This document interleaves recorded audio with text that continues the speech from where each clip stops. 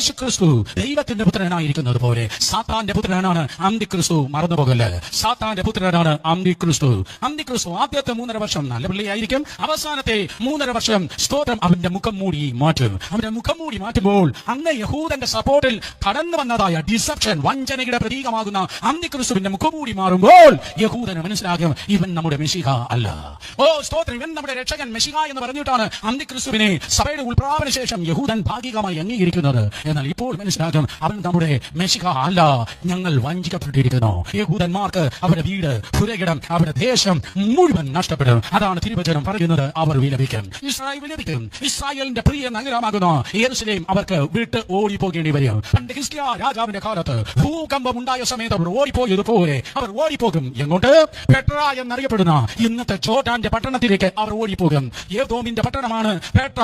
ഇന്നത് ശൂന്യമായി, മൈലുകൾ മൈലുകൾ മൈലുകൾ ശൂന്യമായി കിടക്കുന്നു. 10,000-കണക്കിന് യഹൂദന്മാർ അവിടെ പോയി പാർക്കും. ഇന്നവർ അവിടെ പോയി പാർക്കുവാൻ വെള്ളവും മറ്റ് സാമഗ്രികളും ഇന്ന് ഒരുക്കിക്കൊണ്ടിരിക്കുകയാണ്. സ്തോത്രം. അന്നവർ പ്രിയ നഗരം വിട്ട്, തങ്ങളുടെ വാഗ്ദത്ത ഭൂമി വിട്ട് അവർ ഓടിപ്പോകും. സകലരും പറയും യഹൂദനില്ല, യഹൂദൻ തീർന്നു, യഹൂദന്റെ കൂട്ടക്കുരുതി, യഹൂദൻ അവസാനിച്ചു. പക്ഷേ അന്ന് യഹൂദന്മാർ ഒരുമിച്ച് നിലവിളിക്കും, ഒരുമിച്ച് നിലവിളിക്കും, ഒരുമിച്ച് നിലവിളിക്കും. ഞങ്ങൾ തീർന്നു, ഞങ്ങൾ അവസാനിച്ചു. അബ്രഹാമിന്റെ, ഇസഹാക്കിന്റെ, യാക്കോബിന്റെ ദൈവമേ ഞങ്ങളെ രക്ഷിക്കണമേ. ടിവിയിൽ ജനം അത് കാണും, ഞാൻ കാണത്തില്ല, ഞാൻ പോകും. ദൈവത്തിന്റെ സഭ കാണത്തില്ല. പക്ഷേ സ്തോത്രം, കൈവിടപ്പെട്ട നീ കാണും. രക്ഷിക്കപ്പെടാത്ത നീ അത് സോഫയിലിരുന്ന് അന്തിക്രിസ്തുവിന്റെ 666 മുദ്രയും അടിച്ച് നരകത്തിൽ വിറകുകൊള്ളിയാകാൻ ഒരുങ്ങി നീ അത് കാണും. പക്ഷേ ദൈവത്തിന്റെ സഭ കാണുകയില്ല.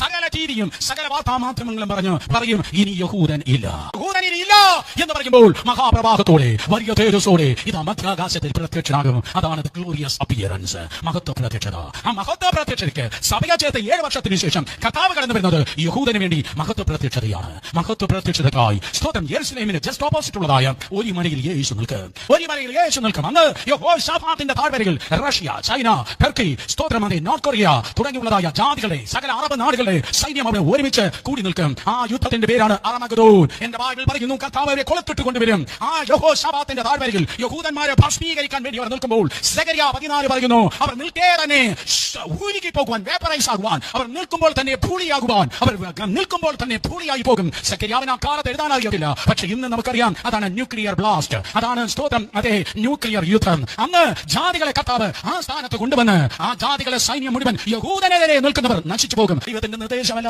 ദൈവത്തിന്റെ കൽപ്പനയാത്രയായി. എന്നെ കേൾക്കുന്ന പ്രിയ സഹോദരീ സഹോദരന്മാരെ, പുസ്തകം പറയുന്നു സ്തോത്രം, അതെ ജാതികൾ യഹോശാഫാത്തിന്റെ താഴ്വരയിൽ വെച്ച് തകർക്കപ്പെടും. ആ യുദ്ധത്തിന്റെ പേരാണ് അർമഗദോൻ. യേശു കർത്താവ് വരുന്നത് ടിവിയുടെ മുമ്പിൽ ഇരുന്ന് കാണും. പക്ഷേ ദൈവത്തിന്റെ ജനം അവന്റെ പിൻപിലുണ്ടായിരിക്കും. നീ ടിവിയുടെ മുമ്പിലെങ്കിൽ ഞങ്ങൾ അവന്റെ പിൻപിലായിരിക്കും. ഇന്ന് രാത്രി രക്ഷാദിവസമാകട്ടെ. യേശുവിനെ രക്ഷകനെ കർത്താവായി സ്വീകരിച്ചോട്ടെ.